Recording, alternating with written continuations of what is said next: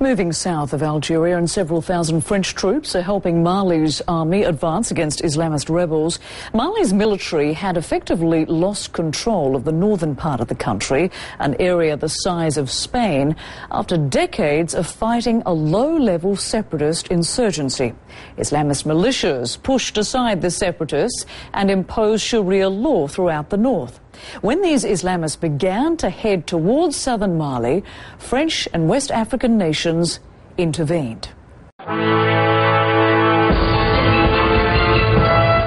With the war in Mali, the French Foreign Ministry is holding crisis meetings daily. Around the table there are also representatives of the Defence and Interior Ministries. Here they decide what security measures to take for French citizens living abroad, especially those in the Sahel region. One floor above, there's a 24-hour crisis centre. This is where travel measures are decided. Here, they're collecting all the relevant information. Currently, France advises against all travel to northern Mali, northern Niger, some areas of Mauritania and, since Tuesday, Nigeria. In countries like Senegal and Burkina Faso, the authorities say to exercise normal precautions because of the French intervention in Mali. Jabali is now back in government hands, but the mayor says rebels looted the town before they left. We are very happy, the population is really very happy that our town has been freed from the jihadists, thanks to the Malian army and the French forces.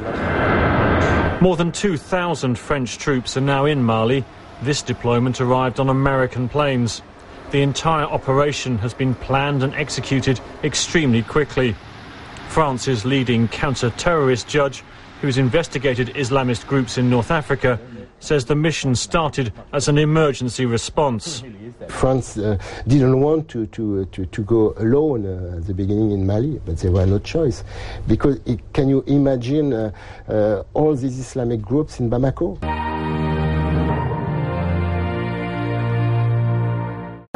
A US Air Force transport plane takes off from Bamako Air Base.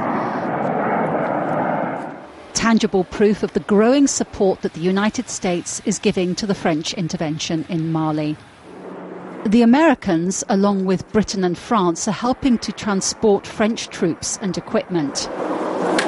This French contingent has been in Mali for 10 days.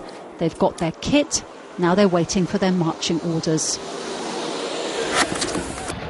In central Mali, French and government troops are consolidating their hold on towns recaptured from the rebels in recent days. In Diabali, the wreckage left behind is testimony to the determination of the rebels, who fought for a week before fleeing.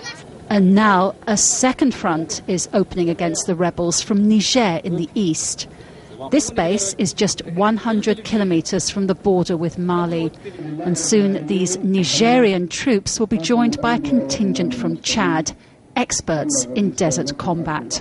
We are going to war, a war imposed on us by terrorists and traffickers of all kinds, an unjust war from which the peaceful citizens of northern Mali are suffering terribly.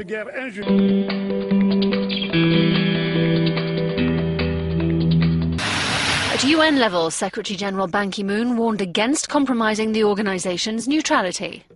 Mali is under threat from terrorists with regional and global repercussions. Addressing these challenges requires political, security and humanitarian efforts. At the same time, in calibrating the extent of its own involvement, the United Nations has to carefully take into account the human rights, safety and security issues at stake. The UN says the humanitarian aspect is another worry. Thousands of people have been forced from their homes over the past 10 days as the fighting has increased. An estimated 230,000 people are now displaced.